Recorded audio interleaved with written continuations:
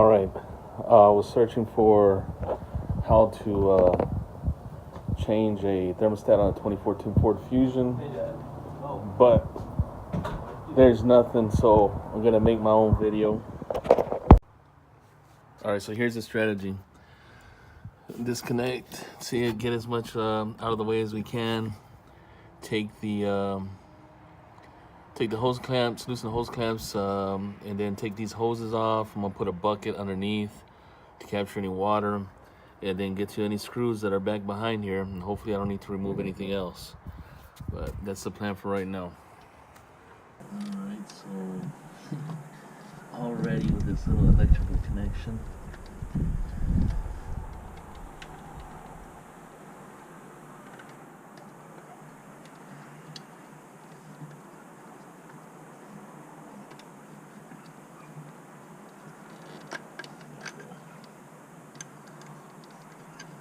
So I had to push on the back of the connection in order to free that up. And it looks like I should have pretty good access.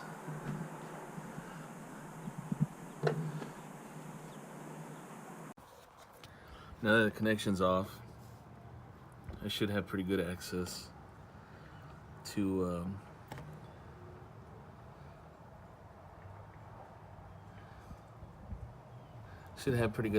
the bolts that are holding it in. I just got to remove those hoses now and go from there.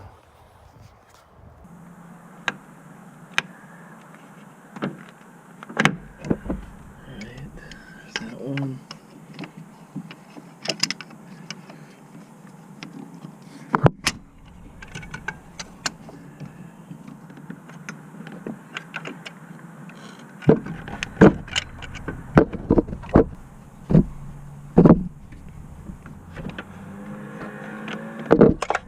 Alright.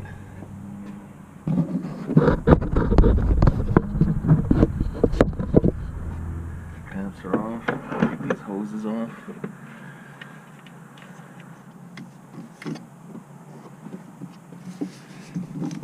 Against this pulley and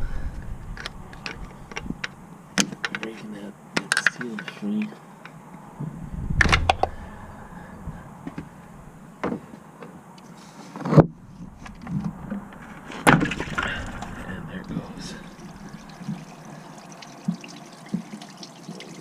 Sure.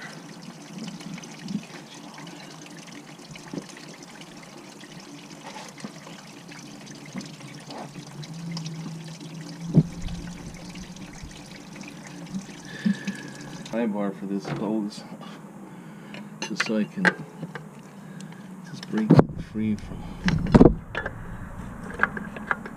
the housing. There it goes. Much easier. Much easier doing it that way. I'm sure we're gonna get a lot of water spilling out from this one too.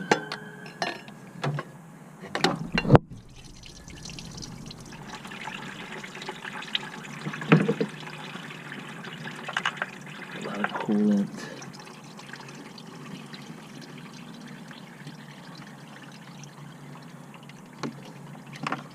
Unfortunately, that is right on top of the alternator.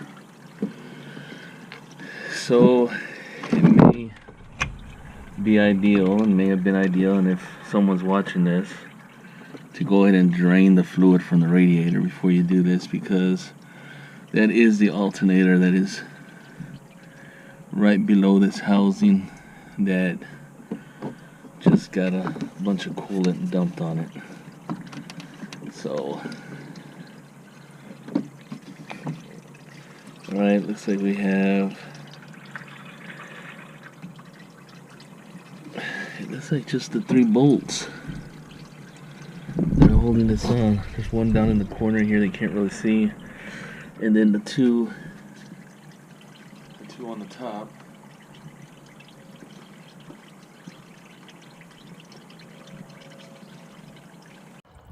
And here's a close-up of what I'm talking about.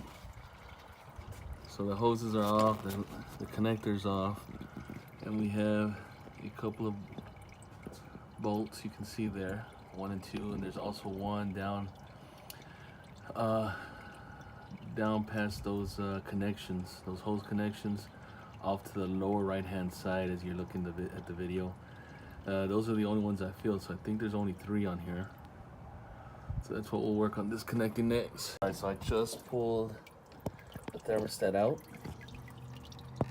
There's the 3 holes I was just struggling to get done. But once you move that, you can see where I propped that radiator hose right next to the alternator there. And then here is our housing that was in there just like that. So this seal looks a little suspect. Maybe what our problem was. Let's see. May not be the thermostat itself, but maybe this seal.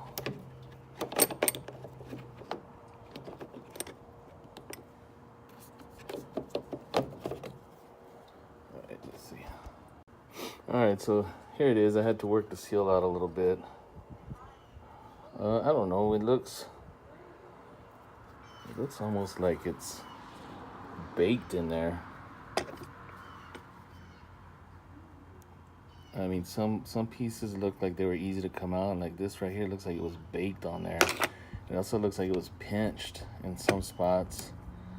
It looks like it was pinched. Dad, can I play you my song? Hold on, I'm in the middle of something. Bro. Okay. Where are you gonna go get? So this looks like it was pinched. You just said Anthony Get your brother Dr. Pepper. So anyway. Alright, I love you, thank you. What's the seal? I don't know. I think it was the seal. It looks kind of shabby. Like I said, it looked like it was baked and maybe pinched. Maybe pinched in some areas. But they sell the whole assembly.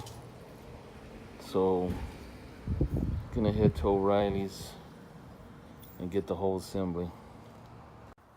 Alright, so I went to O'Reilly's. I got the house brand. That's all they had. It was a Mary Plus thermostat. So, and there's what a new one looks like.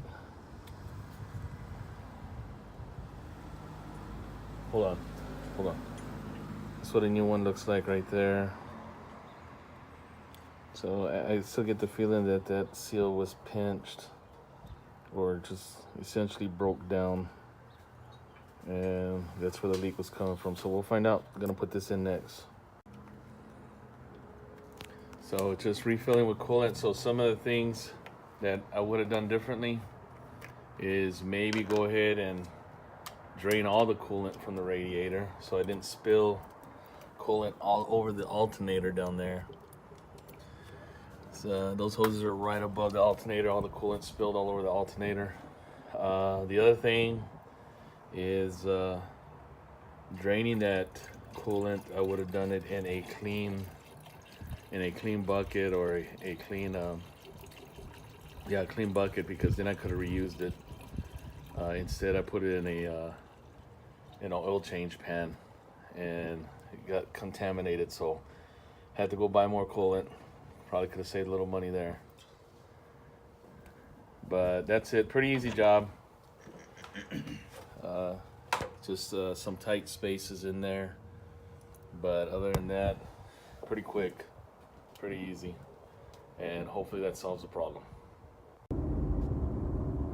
All right, out for a test drive, and I guess at this point the only thing we're checking is to make sure everything was put together okay, and coolant level, temperature level is looking real good.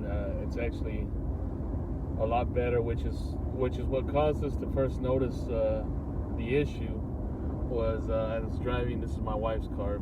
I was driving her car one day, and I noticed that the temperature went up to about 3/4 of the way to the hot side, and so then I told her we needed to pay attention. I checked the coolant. The coolant was low, so we put it in. But obviously, I mean, coolant just doesn't go low, so there was something wrong. Monitored it some more, saw it go hot again, and this time it actually came up with a warning light, and we could smell coolant. So, but we couldn't see anything. Couldn't see any leaks or anything, but we could smell it. So we went to go get the oil change at the same time. Asked them to take a look at it. They ran it through a pressure test, and did confirm that the thermostat was bad. So that's what we just did. And that's how we got here, and that's how we figured out it was the thermostat, or that's why we changed the thermostat. So again, this is a test drive just to make sure we don't have leaks, but we will monitor going forward, watch the coolant levels, and see if it changes. Hopefully it doesn't, and our problem was resolved. So we'll report back.